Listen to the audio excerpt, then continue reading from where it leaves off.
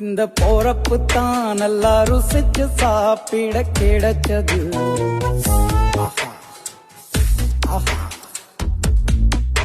அத நினைச்சுத்தான் மனோ உலகம் முழுவதும் பருக்குது. அட சுட சுட அட சுட சுட அந்த மதுர மல்லிப்பூ இட்லியே மீன் குழம்புல கொஞ்சம் புரட்டி சாப்பிட எச்சிலு ஊறுது உள்ளுக்குள்ள. இந்த போறப்பு தான் நல்லா ருசிச்சு சாப்பிட கிடைச்சது. இந்த போறப்பு தான் நல்லா ருசிச்சு சாப்பிட கிடைச்சது.